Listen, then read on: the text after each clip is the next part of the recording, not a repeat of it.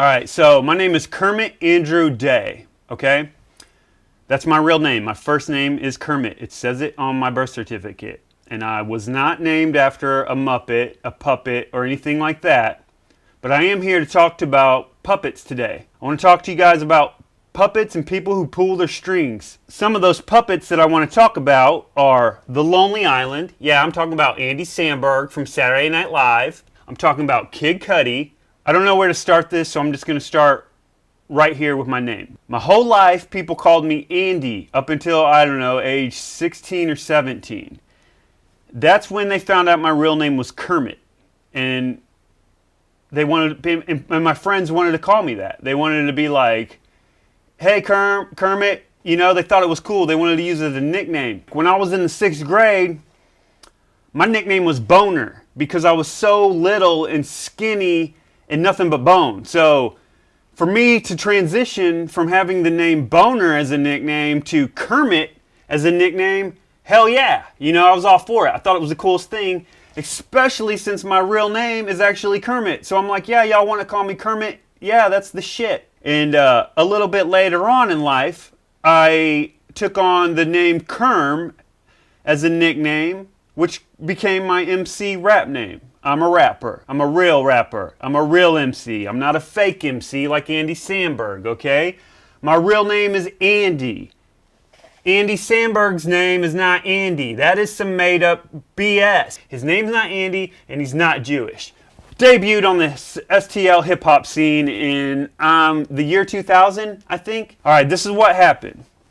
I win this rap contest on the east side at the Raceway. Battled some cat. Wasn't like a real freestyle MC to MC, you know, MC versus MC battle. It was more like, yo, you rhyme about something and then this dude's gonna rhyme about something. And I won, dude. I got a trophy, okay? Hold up. Wait a minute. Let me go get my trophy, player.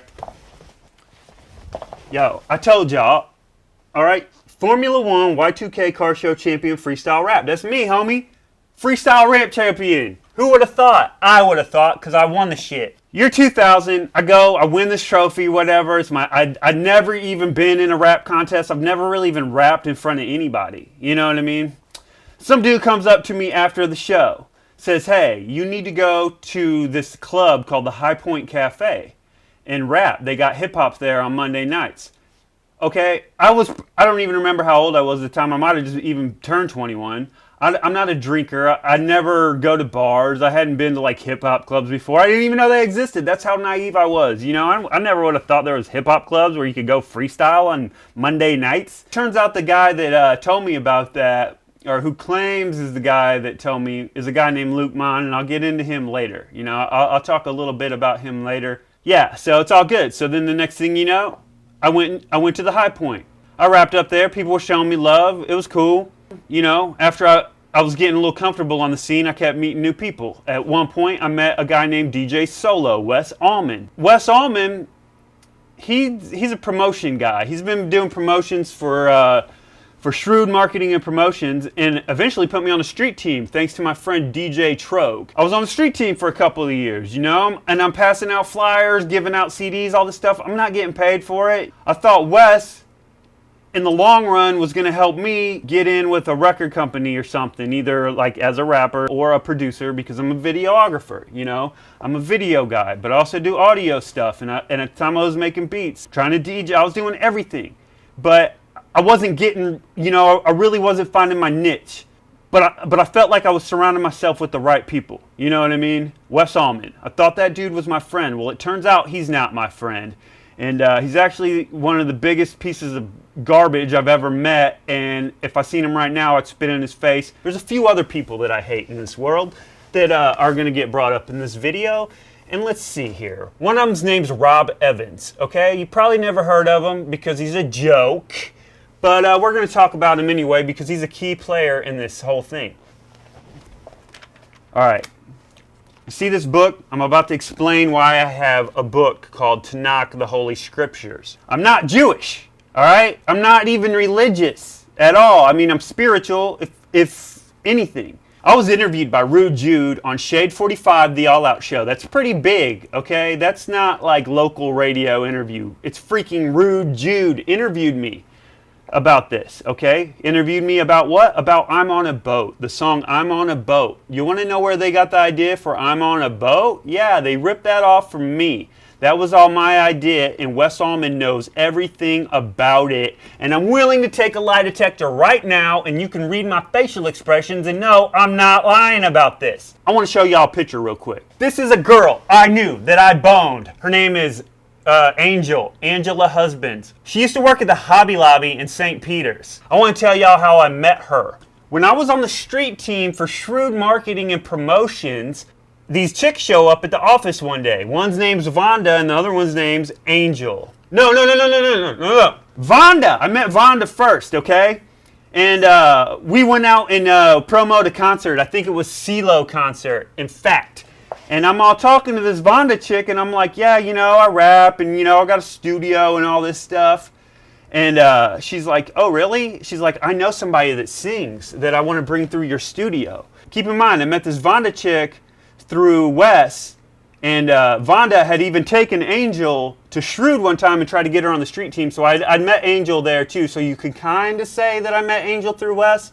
Vonda is telling me about this chick, Angel, and telling me how good she is at singing, and I should hear her out and let her come through my studio sometime. So I'm like, yeah, sure, you know. And here's some key facts about this. All right, my studio used to be right down the street from a neighborhood where 3 dudes from a production team known as Basement Beats, these guys are behind Nelly, and they're also behind the song I'm on a Boat. Their house was like, I don't know, 2 miles from where I had my studio set up, dude.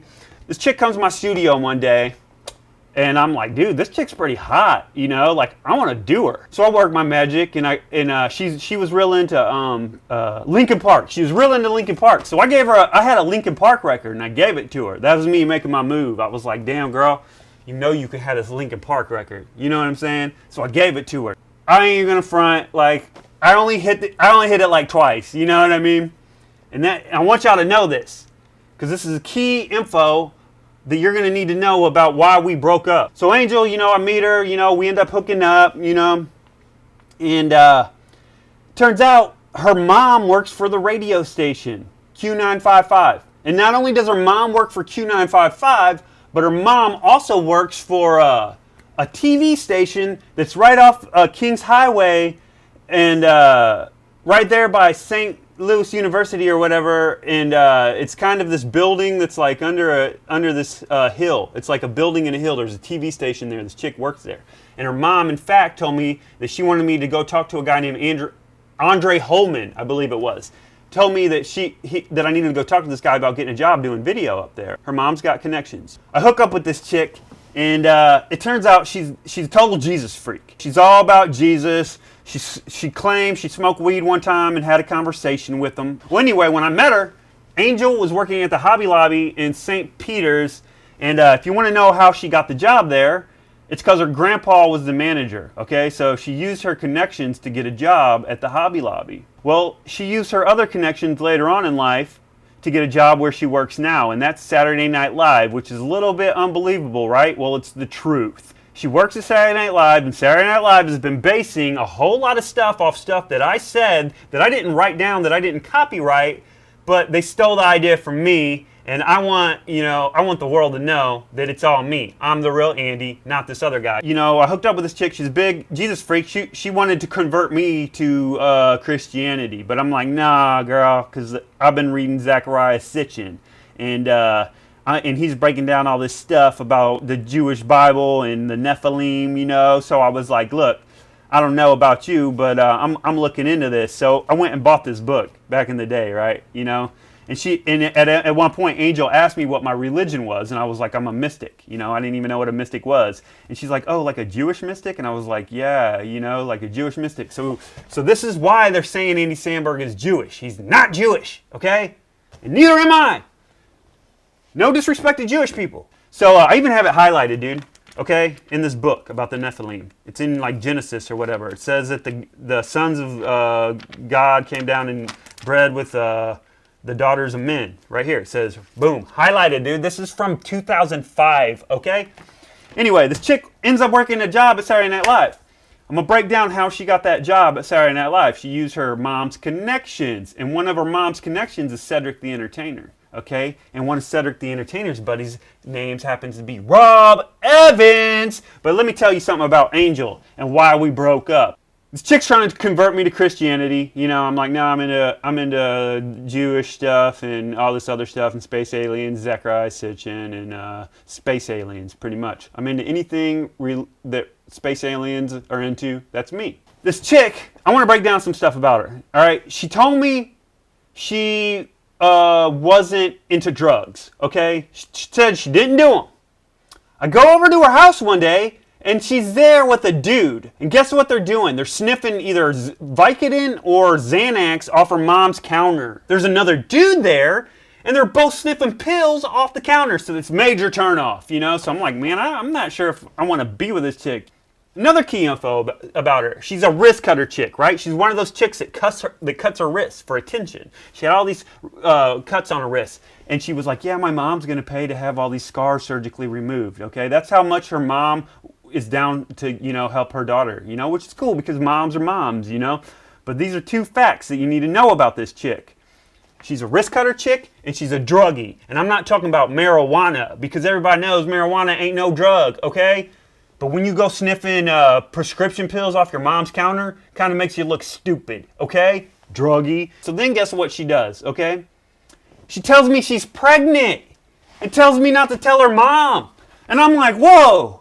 You're pregnant? What do you mean? You know what I'm saying? There ain't no way you're pregnant, you know, because I only smashed her like twice. I had a condom on and she wasn't pregnant. Not by a long shot, you know. So she's like, don't tell my mom. So what did I do? Because you know, her mom was real nice to me and invited me over to dinner a few times. And so I was like, look, you know, I need to talk to you, to her mom. Her mom's name is Ruth, I believe. I'm like, Ruth, I need to talk to you. And she's like, why? What's up? I was like, yo, check this. Is your daughter sane? And she's like, what do you mean? I'm like, well, look, you know, I told her I wouldn't tell you this, but she said she's pregnant, you know? And she's like, oh, really? And I don't even remember, you know, I think her mom was like, no, she's a psycho and blah, blah, blah. Well, anyway, she broke up with me. She's like, Angel breaks up with me and is like, yeah, you broke my trust. Cool. Haven't seen her. Long time. Find out she's working in New York at Spin the Bottle, right? I seen her. I was in New York for the Fish concert, and I went to the studio she was working and saw her. And this is the story that she told me on how she got the job at Saturday Night Live, and her mom told me this lie too.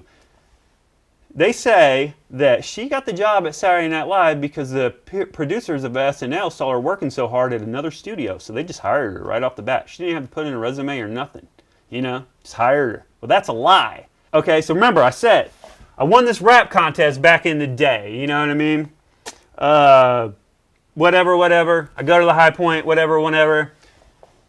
At one point, I start making these songs. I start writing these songs. They're like comedy songs, you know. And I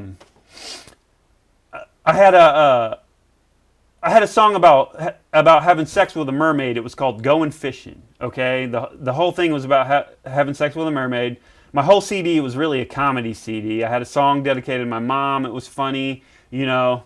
And this was my first CD. I recorded it with a guy named DJ Crucial. You know, I never even recorded a CD before. You know, I never even been in a studio. It wasn't really that big of a studio. It was just like a little Roland recorder machine, dude. But it was the coolest thing I'd ever, and you know. So like, I was like, yeah, you know, I paid Crucial like $30 an hour or something to record me. I'm like, dude, you know. And then I put out the CD, and even Crucial was like, dude, you need to go get this mixed and mastered. And I was like, I don't even know what mixing and mastering is, dude. I want people to hear the CD, you know. So I went around and was selling my CD. It was called "Don't Listen to Kerm." $5, dude. People were buying it. People were telling me, you know, I had the song "Going Fishing" about having sex with a black mermaid. Okay, that's another key factor about this song. It was a black mermaid, you know. Big deal. There's a lot of people out there that like to have sex with black mermaids, okay? But anyway, I had this song, and everybody's telling me, man, you're funny, you know, you need to be on SNL and all this stuff. And I was like, yeah, I mean, I don't know about that, you know, but I grew up watching SNL, you know what I mean? Like in high school when kids went to parties, I stayed at home and watched Saturday Night Live. You could say it was a heavy influence on me, you know what I mean? So I was flattered people were telling me, you know, and then like people were like, you need to talk to this guy. You know, because I live in St. Charles. I lived in St. Peter, St. Charles, St. Louis. You know, I mean, this is a small city. It's a small world after all. Okay, so some of my friends know this guy named Rob Evans. You know, and people were telling me you need to talk to this guy Rob Evans. He knows people at SNL. Okay, now let me tell you something about Rob Evans. He's good friends with Nelly. Okay, Nelly and Rob Evans have been friends for a long time. And I guess when Nelly was in that remake of The Longest Yard, Rob Evans met Adam Sandler. And to this day, you know, Rob claims that him and Adam Sandler are best buddies. And, you know, they might be. I don't know. I don't care. But Rob Evans apparently knows people at SNL. Okay? So people were telling me this back in the day. They told me that I need to go talk to this dude. All right, tell me my CD's funny. I have a song about having sex with a mermaid. So I'm like, yeah, all right, you know, maybe I will. Maybe I'll, you know, but actually, you know, I met him one time. I met him at a Midwest Avengers show. And I had my camera, you know, and I'm all videotaping. And he comes up to me. And, like, I didn't like him at first. Like, I really didn't like him. Because there was something about him. He was just cocky and kind of an idiot, you know. And the first thing he says to me is like, hey, I'm Rob. I'm friends with Nelly. Swear to God, first thing he says to me, he doesn't just be like, hey, I'm Rob Evans, nice to meet you. He's like, hey, I'm Rob, I'm friends with Nelly. So right then I was like, who cares? Who cares about this guy, you know? At the same time, remember I said that my studio was right down the street. Okay, it's at my buddy Harley's house in his garage because my buddy Harley and his dad Harley, you know, they're my best, you know, some of my best people for real, okay? But I'm right down the street from these guys' basement beats. And one of these guys' names is Wally Yagnum, okay? Well, Wally, at one point, you know, when I was working on my next CD that's called Down to Earth, you know, this is actually like really, I go and get this one like, you know, mixed and mastered in Chicago, all that good stuff, you know what I mean? So this one's like sound quality all up there, you know? So I'm talking to this dude, Wally, you know?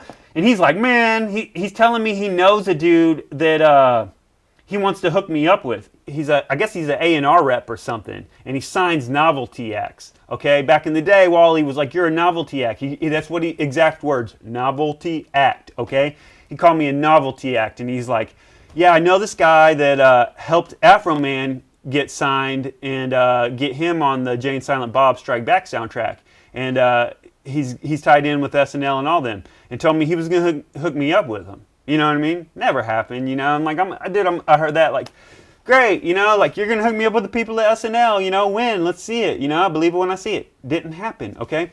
All these other people are like, you need to go talk to Rob Evans because he knows the people at SNL too. And I'm like, really? Okay, wow. All right, so 2005, something happened. Big thing happened to me, all right? Wes Allman comes and he's like, yo, let's go to this concert, okay? We go to this emo concert. Straight Light Run or something, and dude's playing piano and, you know, some emotional music, you know, and like me and Wes start drinking at this concert, right? And dude, I don't drink, so I don't handle my liquor very well. I'm pretty sure that just about anybody could out-drink me, okay? So next thing you know, I'm drunk, and Wes is like, let's go to the High Point. Remember I broke down what the High Point was. It's a Monday night thing. We go to the High Point, and they're like, yo, Kerm, get on the mic and rap, you know? And I'm like, all right, cool. Well, no, at first I was like, no, I'm drunk. They're like, no, get up here. So I get up on there, and okay, so I hear this dude Lifestyle say, peace to Martin Luther King. I remember hearing him say something about Martin Luther King, and I was like, oh yeah, it's Martin Luther King Day. Hell yeah, you know, and I'm drunk, you know, so I was like, peace to Martin Luther King and all this stuff, and then I ended up saying the N-word, okay? And when I say the N-word, I mean, again, okay? I called myself one. I didn't call any black people that or anything. I called myself one. I'm a drunk rapper. Seemed to me like people were cheering, you know? I was like, all right, yeah. I get off the stage to come back. This guy, Luke Mon, remember? I was telling you about Luke Mon. He tries to pick a fight with me. He gets up on the mic, starts freestyling, talking about slavery, blah, blah, blah, you know, trying to blame me. So I go to the front of the stage. I'm like, let's battle about it, you know? So now they're like, no, you're going to get your ass whooped, white boy, you know? So I had to leave the club that night. So that, from there on in, I really kind of was banned, you know, from the hip-hop scene in St. Louis because, like, I kind of split the hip-hop scene in two. It was like, people were like, he can say it. People were saying, he can't say it. You know what I mean? Later on, you know, down the line, you know, I'm still friends with Wes, but I just don't kick it on the hip-hop scene. And I do video stuff for Wes, and Wes works for Red Bull, okay? too. And so he would come to my crib and be like, yo, will you do this video for Red Bull? And I'd be like, yeah, and he'd give me a case of Red Bull, dude. I didn't even get paid for it. I was like, Red Bull, I want to drink some bull semen, Yummy. So basically, one day, Wes comes to my house, all right? This is how I met Rob Evans for the second time. Okay, so my roommate's name is Tange. That was one of my best homies and still is, for real. So, Tange does mixed martial arts, he's a certified badass, okay? So, like, Wes knows this. So Wes comes to my house one day and says, hey, man, does your roommate still do MMA? And I'm like, yeah, man, why? And he's like, well, check this out. And he had a flyer. He had a flyer to Andre's MMA Academy. He said, look, my friend Rob, Jermaine, and Coco from Basement Beats, okay? They opened this MMA gym, and your boy should go train there. And I was like, all right, cool. So we showed him the flyer. Dude, Tange went and ended up being cool with Jermaine, and is cool with Jermaine to this day. You know what I mean? Jermaine Andre, who is a super talented athlete. He's a certified badass, and he was the world champion of the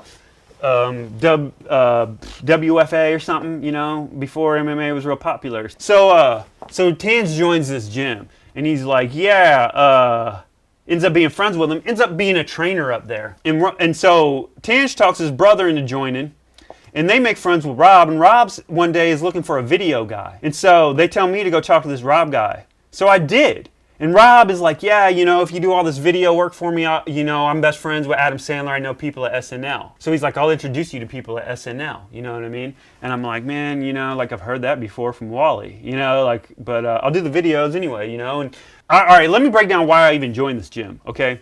So back in the day, like high school, my mom used to work with this black dude named Daryl Hines. And you could pretty much say this dude is my black godfather. My mom pretty much made this guy my black godfather. And I really, he was a father figure to me, for a time in my life, he really was, Anyway, Jermaine Andre has a protege named Daryl Cobb. And this guy's one of the coolest guys you're ever going to meet. You know what I mean? Daryl Cobb, and he's a certified badass too. Okay, so Tange is telling me, you need to come up to this gym and join, he's like, tell me about Daryl and tell me how cool he is, telling me stories about him, and how badass he is. And I'm thinking, another cool black dude named Daryl, I gotta meet him, you know what I mean? I was like, I want to meet this dude. So I ended up meeting him, and I ended up joining the gym. Now, okay, here's the thing. When I joined the gym, I made this like, this wasn't a contract. This is more of like an agreement,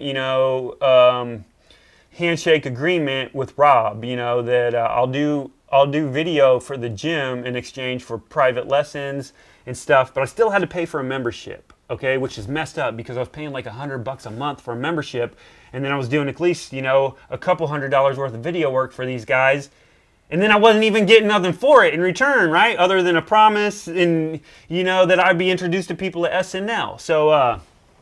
So anyway, yeah, so I do all this video work, dude. And after a year, I just kind of get burnt out on the gym because, like, I don't know. I felt like Jermaine was kind of fake, and one day I tried to go get some private lessons from Jermaine. And I'm like, yeah, I did all this video work for you. And he's like, well, you made your deal with Rob. This is what Jermaine said to me. He goes, you made your deal with Rob. And I was like, what? Okay, and then I'm like, can I get some private lessons? He's like, well, he's like, you're not ready to get private lessons from me. You need to get your private lessons from Tim. And I'm like, Tim, I'm like, first off, it's not called Tim's Mixed Martial Arts Academy. It's called Jermaine Andre's Mixed Martial Arts Academy. And I don't look up to Tim like I looked up to Jermaine Andre, okay? So, yeah, it rubbed me the wrong way. It hurt me, And I feel like Jermaine knows me to this day for that. But whatever, And another thing about Tim, all right? Tim is this guy that was married, and there was this chick named Dakota that trained at the gym. Totally underage, you know what I mean? Well, Tim would buy this chick alcohol and party with her. Okay, so like I'm sitting there going, I don't even respect this dude as a person. He buys underage girls drinks, and he ends up screwing this chick and getting her pregnant and leaving his wife for her. And keep in mind, Tim is like, I don't know, he's got to be like 25 or something, and this chick's like 15. Yeah, I'm just like not impressed with this guy. So I'm like, why do I want personal lessons from this dill hole? You know what I mean? So yeah, dude, and you can ask anybody that trained up at the gym at the time that, like, you know, Tim wouldn't even take anybody else as a training partner. He would strictly train with Dakota, and Dakota only, okay?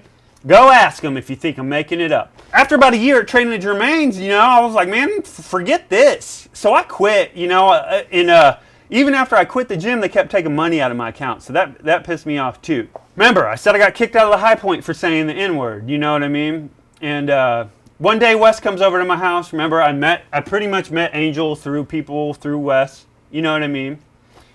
I pretty much found out about Jermaine and talked to Rob Evans, you know, through Wes, but at the same time, my friend Tange was like, do this video work for Jermaine's gym, so I did. One day when I was at my house, Wes came by my house and I was doing some videos. I was doing videos for Wes. Well, I started talking to Wes, dude, and I show him this video that I made about. It was funny. It was like I took like a cartoon from like some DVD I bought from Walmart, and it was like a donkey kicking a record or something, a record player, and I put these T-Pain song in there because I was just trying to be funny, you know, because I'm naturally funny, you know what I mean? Come buy your train. I'ma take it home with me. And Wes was like, oh, you don't like T-Pain? I'm like, no, you know. I said all this stuff to, you know, we got into this conversation. And we got into the conversation about how I dropped the N-bomb up at the High Point. And he's like, yeah, you know. Oh, another key thing. I showed Wes that night. So I did this video for my homie O. So I did this video for him for A-Verb. It was called Get to Know It. Again, that was the name of the song, okay? And there's these parts in the song where he's like, you know, he's dissing St. Louis rappers with their ers and all this. So I put these pictures of Nelly in there, you know. And I was just being a dick and trying to be funny. And I showed Wes, you know, and I told him, because this is what happened before Wes was even at my house. A-Verb and O both hit me up and they're like, yo, dude, you got to take those pics of Nelly out of there, okay? So I'm like, all right. So I took the pic of Nelly out, you know, and posted it up. Well, instead of Pixinelli and the St. Lunatics, I put in the word payola. That's what A-Verb wanted. He was like, put in text, payola. So I'm talking to Wes, and I'm like, yeah, dude, I put these pictures, you know, and he's like, yeah, be careful. He's like, don't mess around with stuff like that. You know, he tells me to be careful. You know, and I'm talking to Wes, and he's like, and I show him that T-Pain thing, you know, like I just said. And we're talking about that, and I'm like, man, I don't even care. I was like, I don't even care about the St. Louis hip-hop scene. And then I said, you know, I'm just going to stick out here and do my thing. And then I remember, and this is a fact, and I will take a lie detector on this. This is what I said to Wes. I said, they can all kiss my ass. I said, you know, I guess I'm just a lonely island out here. And he was like, what? What's that mean? And I was like, you know, because of how far my house is from the city of St. Louis, you know. I was like, I guess I'm just a lonely island. And, all right, now, there was an interview in GQ magazine or something where they asked the Lonely Island how they came up with the name The Lonely Island. And they said, oh, it was based on how far Andy's apartment was, Andy Samberg's apartment was. And all that was based off me, okay? I'm the real Lonely Island, okay? So check this out. So I go, I guess I'm just a lonely island out here because of how far my house is from the St. Louis scene and all that stuff. And he was like, yeah, you know. I go, I guess I'm just a lonely stoner. Now, remember that. Remember those things. The Lonely Island and the Lonely Stoner that both came out on Universal Records at the same time. What am I talking about, the Lonely Stoner? I'm talking about Kid Cudi, okay? The fakest, loneliest wannabe stoner you ever seen who wants to be me, player. Okay? He's fake. He's not real, and his name's not Scott. I'm going to tell you why they named him Scott. And so I'm like, yeah, you know, I'm talking to Wes. And basically, Wes is walking out the door at this point. This whole conversation, he's leaving. You know, they sit there and they want to diss me and act like my style of rap isn't cool and everything. And I go, watch. And I go, watch this guy named Scott from Cleveland. You know, I just made this shit up. I didn't make up the name Scott. I said Scott on purpose, okay? The name Scott popped in my head at that very moment, and I don't know why, But I was thinking about my homie Scott. I believe his name was Scott Campbell. It was a black dude that I knew, that I grew up with a little bit, at some point. And he's in jail, okay? He robbed a bank on 5th Street in St. Charles, Missouri, and he's in jail right now. I think he's in jail for life, okay? And for some reason, his name popped in my head. When I said that, when I made the comment, watch some guy named Scott from Cleveland. I don't know why I said Cleveland, you know what I mean? But I was like, watch one of them guys come out claiming to be a lonely stoner, and I was like, watch T-Pain. I was like, if T-Pain made a song called I'm on a Boat, this is what I said to Wes. I go, if T-Pain made a song, I'm on a boat, it'd be a hit, you know what I mean? But when I make a song about, being on a boat and screwing a mermaid and different stuff, nobody listens to me. I'm a novelty act, remember? So Wes is like, whatever, Wes leaves, okay? So when I quit Jermaine's gym, I moved. I moved away from St. Louis for a minute, you know what I mean? I moved a little bit south of there. And that's when all of a sudden a rap group with a lead rapper named Andy comes out, okay? And guess what they're called? They're called The Lonely Island. And then this other guy comes out named Kid Cudi, okay? And he's the Lonely Stoner, okay? And I remember hearing the song and going, what the hell? Something's up, all right? So I hit up Wes, and I'm like, dude, what's up with this? Because I looked at Kid Cudi's MySpace page, and he had this picture. It looked like just like a picture I posted, you know what I mean? So I'm like, Wes, dude, who the hell is Kid Cudi? And why is his picture look just like my MySpace picture? And he's like, oh, okay. So Wes is like, in the email, and I have the email. I'll document all this.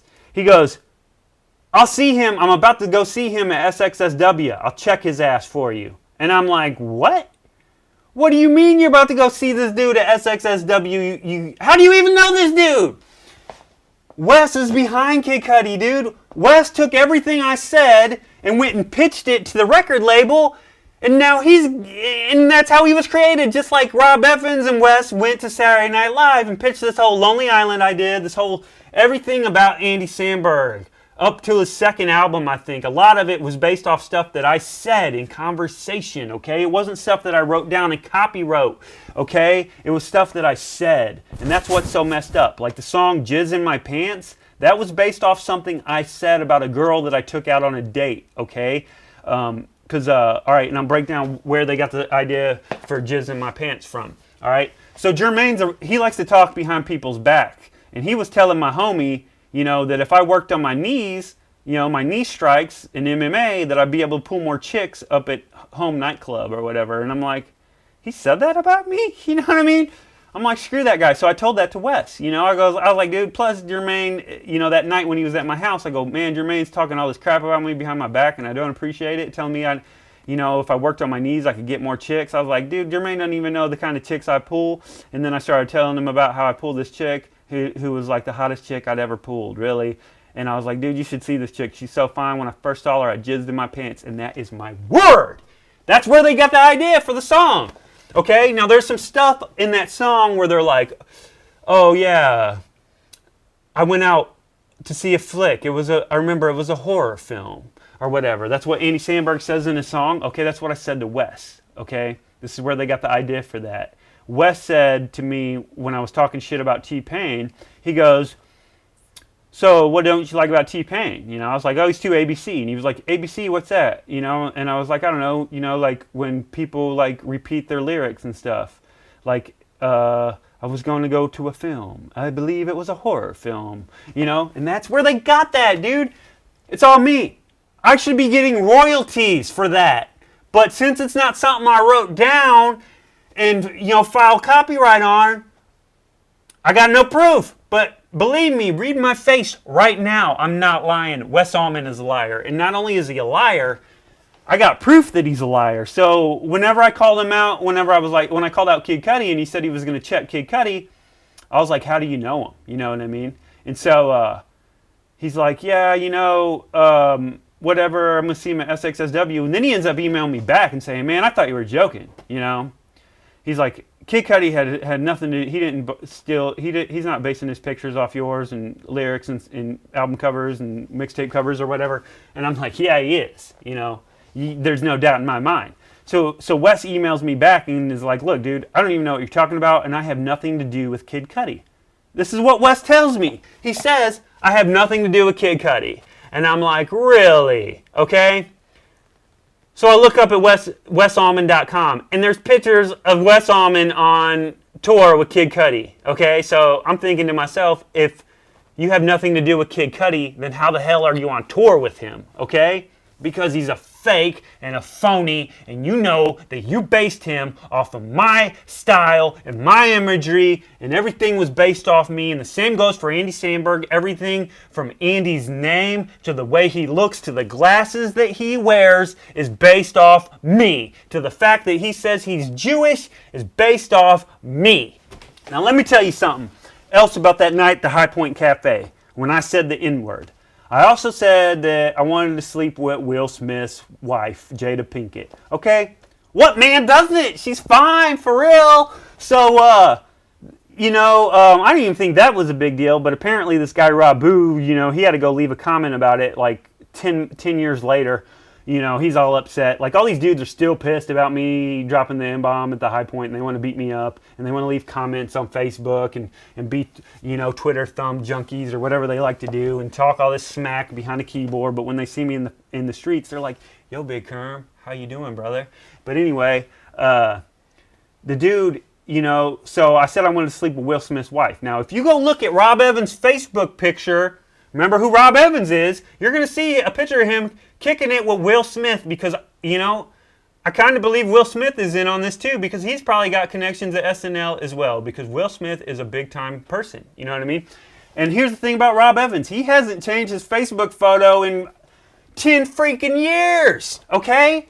Why? Because he's trying to compensate for stuff that he doesn't have. He wants everybody to think he's some kind of big-time somebody, and he's really just some joker, that steals other people's ideas and runs the Saturday Night Lives with them and then helps, chicks like this dumb, druggy chick get a freaking job there, okay? For real. So I think Will Smith's in on it. Go look at Rob Evans' Facebook profile. You're going to see that he's standing next to Will Smith, okay? Will Smith probably caught wind of me saying, I want to sleep with his wife on Martin Luther King Day and got all mad. I could see that happening because I don't care if you're a big celebrity.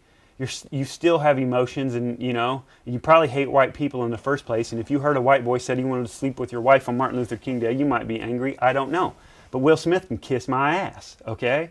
So, because I was drunk. And, there are drunk people that say far worse things every freaking day and don't get ripped off and have their girlfriend get hired at SNL, okay? All right. I'm glad we're cleared up on this. Now let's talk about Kiwan and St. Lunatics, okay? He dressed up in a Kermit the Frog outfit, okay? Why? I had a video called Kerm vs. Lady Gaga on YouTube, and I basically dress up in this Kermit the Frog hoodie, okay? And so, so Kiwan dresses up in a Kermit the Frog hoodie, and he's like, talking all this smack and talking about, disrespecting could get me hurt and all this stuff. You go watch it. Go look it up on YouTube. It's called St. Lunatics or something stupid. And anyway, so let's get back to this whole I'm on a Boat thing. I'm on a Boat was produced by this guy, Wishmaster, okay? And he was part of Basement Beats, all right? And I've threatened him over it, ain't no big thing, And he claims that, that they didn't steal the idea from me, but they did, okay? And I'll tell you where they got some more of those ideas. At the time, I was teaching this guy how to work Final Cut Pro, who was a sailboat captain, Captain Rib, okay? He's a videographer from St. Louis. He's a sailboat captain. And that's where, the whole sailboat, being on a boat, the idea came from. Because when Wes was there at my house that night, I told him that I was going to do a video for my song, my song Going Fishing, okay? That I had made 2001, 2003, I don't even remember. But anyway, I told him that I was going to hook up with this Captain Rib guy and I was going to make a song for a video for my song Going Fishing, and I was going to have black mermaids, okay, on this boat. So I was like, if you think they're mad that I said, that I dropped the N-bomb now, wait till they see me on a boat with black mermaids, I was like, shit's going to be ill, player. That's where they got kind of the theme for I'm on a boat. But the lyrics to I'm on a boat, if you listen, go, I'm on a boat, motherfucker. Don't you ever forget. I'm on a boat. I'm on a boat, motherfucker. Which sounds just like the lyrics to my song, Lollygaggin', okay? And who produced the beat to Lollygaggin'? Germ Vanita, a guy that was down with Basement Beats and all them too, and used to live at J.E.'s house, okay? So, in my song Lollygaggin', I go, the hook goes, I'm a bad motherfucker. Don't get mad, motherfucker. If I see a bitch that's bad, I'm going to plan to fuck her. Okay? That turned into, I'm on a boat, motherfucker. I'm on a boat, motherfucker. And, okay, so there's another thing that I say in that song that's a key info that leads back to this, okay? I say, in my song Lollygaggin', I say, lame old, same old, daddy's little angel, ass been tight since the days of Rainbow Bright. Okay? Think about that. Lame old, same old, daddy's little angel. What's this chick's name? Angel. Okay? Angel always thought that I wrote that song about her. Okay? I don't know why, because she's a nut job, but, as far as I know, Angel didn't even know her dad. So, like, that lyric could never apply to her. So when I say lame old, same old daddy's little angel, it can't apply to Angel because she don't know her dad. All right? So it wasn't about her, but she took it all personally. But here's some other stuff about Angel. You know, one time I had my arm up like this, you know, it says Andrew. Okay? That's my middle name. That's where they get Andy from. Angel is like, yeah, that tattoo, I don't know about it. You know, upside down, it looks like some kind of backward Hebrew thing. It might be some kind of demonic thing. Yep, this tattoo is totally demonic. Jesus is not down with it. Another reason Angel broke up with me. I say this in my song, Lollygaggin', which I say is where they got the idea for I'm on a boat. And guess what? Angel works at Saturday Night Live. How did she get the job at Saturday Night Live? Well, I'll tell you.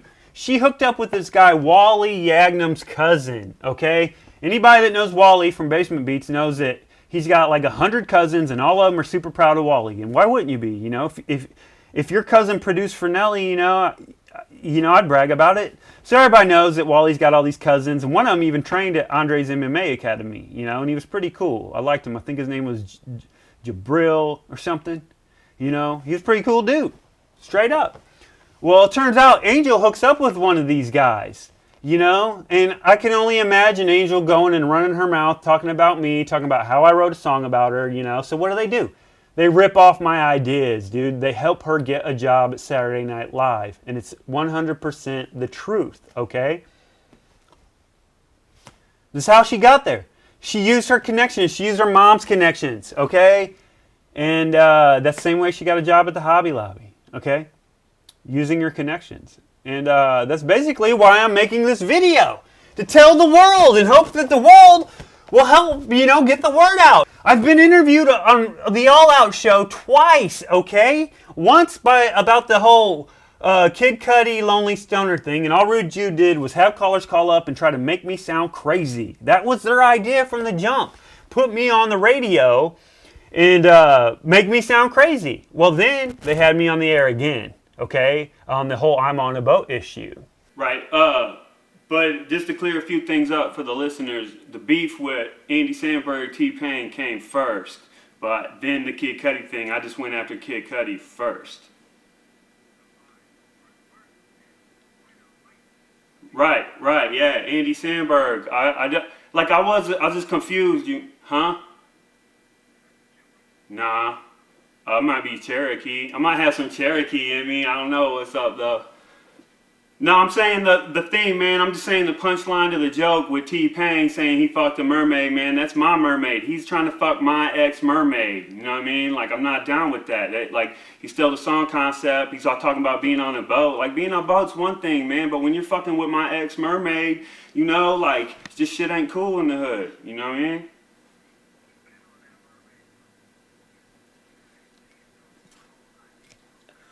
Yeah, like the whole punchline of the joke. But then the dude that made the beat, I know that dude, you know what I mean? So that's what threw me off, because I wasn't going to go at him. But then, you know, I flipped out. So I went at him, and then he emailed me and told me I look like Andy Samberg. So I was like, oh, you telling me I look like Andy Samberg? Now check this.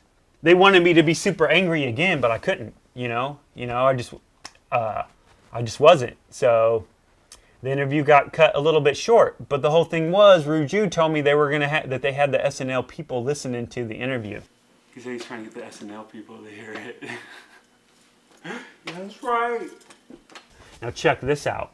When I was interviewed on the first interview by Rude Jude about Kid Cudi, I asked Rude Jude for the MP3, and they sent it to me. Well, on the second interview about I'm on a Boat, I asked Rude Jude for the MP3, and Rude Jude has refused to send it to me to this day. And do you want to know why? Because they don't want me to have it, because they know that I'm going to put a video to it, that I'm going to post it online, and people are going to start to hear my story. And they don't want people to hear my story. They don't want you to know that Andy Samberg is really based off Andy Day. Okay? They don't want you to know about me. They don't want you to know the truth. They want to collect money off my ideas for the rest of their lives. Okay? Now check this. More recently, this just happened like last year. Okay? There's a skit where Andy Samberg says he's Nicolas Cage in the skit. And he says he's going to teabag the Madagascar. Now, I'm going to tell y'all why he says that. On the back of my CD, it says, you can't duplicate my CD. It's copywritten. And if you do duplicate it, I'll teabag your mama. Okay? Angel isn't too happy about that one either, because Angel knows that I liked her mom. Her mom is pretty good looking. Okay? And Angel was pretty jealous that I would hang out with her mom. Okay? So, and Angel knows, like I made this video called Kerm vs. Berg, and you can look it up. You might not be able to find it. It's not listed on YouTube, but if you have the link, you can see it. And it's me going off and you know going pretty crazy and saying a lot of crazy stuff. And basically, a lot of the stuff I'm just saying in this video, but I'm not cussing and acting all crazy. I'm just telling the truth because this is me and I'm honest, yo. Okay, so I got ahead of myself. He doesn't say teabag the Madagascar. He says teabagging the Magna Carta. Okay, so I got this video pulled up on my iPad, okay? The Nicolas Cage, Andy Samberg, Paul Rudd skit. But I'm going to play it, and I'm going to point out some other stuff in this skit. Okay, so listen up. And now it's time for Get in the Cage, our flagship segment in which film star Nicolas Cage sits... It's time for Get in the Cage. Think about it. Get in what cage? You mean like a fighting cage? Like cage fighter Jermaine Andre gets in? Bringing shame upon my dojo. Bringing shame upon my dojo. That's a reference to how I'm trying to bring shame upon Jermaine Andre's dojo. Jermaine Andre's MMA Academy. And I'm proud to announce that my cloning experiment has finally come to fruition. I'm sorry, cloning experiment? I'm sorry, cloning experiment? Are you sure you're not referencing the cloning experiment on how you cloned me to create Andy Samberg? Well, that's exactly right, Seth. That's exactly right, Seth. Oh, well that does make sense, because you two are identical. Not in every way, Seth. Well, while physically we are exactly the same, there are some slight differences personality-wise. Yes, for example, this Nick is calm and stealthy, like a ninja warrior. Whereas this Nick is an exaggerated, screaming psychopath. Okay, this Nick is stealthy like a ninja warrior. Again, back referencing mixed martial arts. And the other Nick is a raging psychopath. And eyes that sparkle and pierce the hearts of women, both old and middle-aged alike. And that is the true meaning of Black History Month. Okay, eyes that sparkle and turn on old and middle-aged women, that's all referencing how I say I'll teabag your mom. Because most moms are old or middle-aged. But then he says something about Black History Month. And that doesn't make any sense. Listen. I just don't know what you mean by that, man. Yeah. He doesn't know what he means by that. He doesn't know why he said Black History Month. I'll tell you why. Because what I said on Martin Luther King's Day. Granted, MLK Day and Black History Month are two separate things, but if you think about it, they both represent Black history. So think about that, okay? I had a song called Lollygagging. Had the CD called Down to Earth. Space Theme. Space Theme is Kid Cudi's first album. Space Theme is The Lonely Island's first album, okay? So on the back of my CD it says, no duplicating or I'll teabag your mama, okay? Well, guess what? I email the Kerm vs. Berg video to Angel. And I'm like, yo, I want to know how the hell you got the job at Saturday Night Live. And she's like, whatever. I was like, no, I'm trying to file a lawsuit. She's like, thumbs up, you know? And then she tried to email me back. Was like, oh, I don't even know what you're talking about. You know, I just work behind the scenes and blah, blah, blah. I was like, yeah, I bet you do work behind the scenes. You know, I know what kind of scenes you're working behind. Scenes for Andy Samberg, okay? So, next thing you know, like 2 weeks later, Andy Samberg straight up is on a skit saying that he teabagged the Madagascar. He didn't say I'll teabag your mama, but it was pretty close, okay? So I hit up these lawyers immediately, and I'm like, look, I'm trying to file a freaking copyright lawsuit. I got a copyright on my album. I had to pay $900 freaking dollars, okay? Just to have a lawyer tell me, well, since you didn't write a skit that was word for word Andy Samberg dressing up as Nicolas Cage and saying word for word teabag the Madagascar, you got no case because teabagging has been a term since the 1970s. Alright, so when I first recorded this video the other day, I kept saying teabag the Madagascar, and Andy Samberg clearly says teabag the Magna Carta. So I don't want anybody being like, you don't even know what you're talking about, okay? I do know what I'm talking about. The reason I think I keep saying Madagascar is, here's a little key fact y'all don't know that I didn't bring up in the video, but I'm going to bring it up now. Madagascar is like a kid's movie that me and Angel's mom, Ruth, and her 2 other kids and my niece all went to see. We all went to see this movie. Yeah, that's right. I've been out on a couple dates with Angel's mom, okay? Just to put it out there. And yeah, and another thing, I almost beat up her husband, her ex-husband, Cedric, one night because he's a lousy drunk that came over and was almost about to domestically abuse her. Had her outside in the driveway crying while the kids were inside sleeping, you know, and I went out there and I'm like, I tried to go walk past this guy. He's all drunk and he starts calling me names. So I chased him up the street and almost whooped his ass. He tried to swing on me, did a 360 and fell on his ass. And Angel's mom wants to tell me that I swung on him. I never swung on him. He swung on me and did a 360 and fell on his ass. I told you she's also buddies with Cedric the Entertainer because back in the day, Angel told me as a joke, she goes, all men named Cedric love her mom. Pretty funny, huh? You know what else is kind of funny? That Angel doesn't tell her mom? Angel slept with one of her mom's friends when she was 15. How you like me now, Angel? Yeah. Let's just get the truth out there. Why don't you tell your mom how you slept with one of her friends when you were 15? Why don't you tell her? Yeah, I bet she wouldn't help you get a job at SNL if you told her that. I'm telling you right now. This is how this chick got a job at SNL, and this is where Andy Samberg is getting his material from. And they owe me, and I want my money. I want my royalty fees, okay? I'm sick of it. I've had it up to here with the lies. I've had it up to here with the rip-offs, okay? I'm done with it. All right? Now, I think it's time for Channel 2 to go ahead and do a news story on this, okay? Because here's a little thing that I haven't told anybody that few people know. John Noble told me he was going to have, what's his name, Elliot Davis, cover this story. Because John Noble wouldn't do it, okay, because back when I was doing video for Jermaine was on TV with Channel 2. John Noble did a segment on him. And I talked to John Noble, and I told him my story about how these guys ripped me off. And he said that, you know, he wouldn't do a news story on it, but he would pass it on to Elliot Davis. And the reason he wouldn't do a news story on it is because his son trains at the gym, okay? How do you think his son got a free membership to the gym? Okay. His son gets a free membership to the gym, but I don't get a free membership to the gym, and I'm doing video work for him. And that's why they put Jermaine on TV. They put Jermaine on TV so his son could have a free membership to the gym. Yeah, Channel 2 won't hit me back about this, you know? And I've got all the evidence in the world that what I'm saying is the truth, and Channel 2 won't even give me the time of day.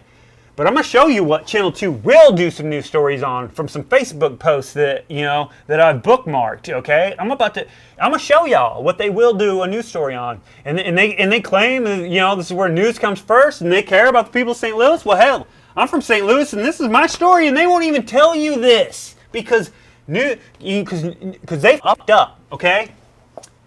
Channel 2 messed up. They know they messed up because why? Because they put an ex-con who won a couple belts but wasn't really nothing big, on TV. And they were promoting this guy and telling people to go have their kids check out this gym, okay? Let me tell you something, and I got proof of this. Rob Evans, when they first did the website for Andre's MMA, okay? They had all these pictures of Jermaine with all these big-time rappers, and one of them's name was Rick Ross, okay? Rick Ross had a song about giving women the date rape drug, okay? And so Jermaine puts a picture of himself and Rick Ross on his website, and this is how they're promoting their gym. Like, yeah, tell your kids to come train with me. I hang out with Rick Ross, the guy that gives women date rape drug. Would you want your kids to train there? Would you want your kids to train there if you knew a statutory rapist trained there? I sure the hell wouldn't. But, that's just Jermaine making bad marketing decisions and surrounding himself with losers like Rob Evans, Because honestly, Jermaine's a pretty cool guy, okay? I think he's a little fake, And if he wants to talk to me about that, then we can talk about it, okay? We can talk about it. But I don't think Jermaine's going to like what I have to say. Because he treated me like my video services weren't worth anything, okay? And when they first asked me to do videos for them, I told them I wanted $50 an hour, but I'd settle for $35. And they were like, what? Rob Evans is like, I don't know anybody that gets paid $50 an hour. Well, I don't know who the hell that does video then, because most videographers I know want at least $100 an hour, okay? So, and you can look on Rob Evans, the Robert Yvonne website. This guy's got this big casting website. He's a big-time guy, Hollywood guy, Rob Evans. And he's behind the camera. In a picture on his website, and it's like, hey Rob, how much did you get paid to get behind that camera and video whatever you were videoing? I damn sure bet it wasn't minimum wage. You know what I mean? So, and Rob Evans has got all these people. He's behind all these people. One of them's a group called Shattermask. This guy's like a statutory rapist too. They got a thing with hanging out with statutory rapists. He was on the news for it. The lead singer of Shattermask. Okay, they got another guy. They got a little kid on the website on Robert Yvonne, and it's like kid talent. And you know what? It ain't no talent. It's the guy that designed the website's son. Okay, because I know that guy personally, and he probably did the website for free just so his son could be listed as talent on the website. Okay, that's how Rob Evans works. He promises all this stuff and then doesn't come through for you. He's like, oh, I'll introduce you to people at Saturday Night Live, and then he doesn't. Okay, so yeah, this is all the truth. Okay, and if you look at the Robert website, there's a picture of Coco from Basement Beats, and this guy, emails me and tells me, that they didn't rip me off, and they know they did. They know they did. Okay, so here's another little thing about my comedy background. So I don't really have a comedy background, but okay. So back in the day, I used to go to the High Point Cafe. And I basically, would rap, like I said. Well, my friend A-Flex started doing these hip-hop shows at the Comedy Forum in St. Peter's. It's a comedy club, but it was the only place in St. Charles County that would allow hip-hop night because all these other bars are kind of racist and don't want the crowd. They don't want the black crowd. Welcome to St. Charles, yo! Anyway, I used to go up to the Comedy Forum and, battle cats and all this stuff. And at one point, the manager of the Comedy Forum told me he wanted to manage me, okay? He wanted me to change my name to Honky and go to all these comedy clubs and do this comedy rap routine. I swear to God, you can go ask this guy. I don't even remember his name, but if you go look up who was a manager of the Comedy Forum back when A-Flex was doing these shows there, he will tell you he wanted me to be a comedy rapper. And just like Wally said he'd introduce me to people at SNL. Said they signed novelty acts. This is the truth, players, playettes, people of the world. I'm telling you the freaking truth, okay? Listen with your mind, okay? Because I know a lot of you want to sit there and go, no, Andy Samberg is the greatest thing since sliced bread. Kid Cudi is the realest stoner you're ever gonna meet. And he's not! He's fake! He's fake as all hell, and I'll slap him in his mouth! You brought Kid Cudi with you. How did y'all two hook up? Oh man, well, my manager is Kanye's A&R. He's been working with him ever since College Dropout. I asked Pat to manage me around 06 or whatever, and I had Day and Night in 07. And at this point, I hadn't even introduced myself fully to Kanye. I met Kanye like any other person as a fan. When? Oh, at Virgin Music Store. How long ago was this? 2004. Okay. So it's right after the Grammys. I think he still had the graffiti in his head. How long ago was this? 2004. Okay. I had Day and Night in 07. And at this point, I hadn't even introduced myself fully to Kanye. I check my own MySpace. That's why my page sucks. So if you go to Kid Cudi, my MySpace page, the real one, you can tell which one is the real one because it's the worst layout ever. And I think like one of my pictures on Photo Bucket just got deleted. So like there's no like background picture, it's just black. And it's the traditional MySpace music format. He's fake as all hell, and I'll slap him in his mouth! But anyway, alright, sorry. I told you I wasn't gonna go off freaking crazy on this video like I did in the Kerm vs. Berg video. But sometimes you just gotta let loose. You gotta let your soul shine. You know why? Because it's better than moonshine. It's better than sunshine. So I'm letting my soul shine right now, and I'm letting y'all know who I am and who the real Lonely Island is. It's me, Andy fucking Day. Kerm. Big Kerm. Alright, I'm going to take a break from this video. I think I've said a lot, but I probably left out a lot of info, but I need to take a break because, I'm going all crazy. Because I'm wild and I'm crazy.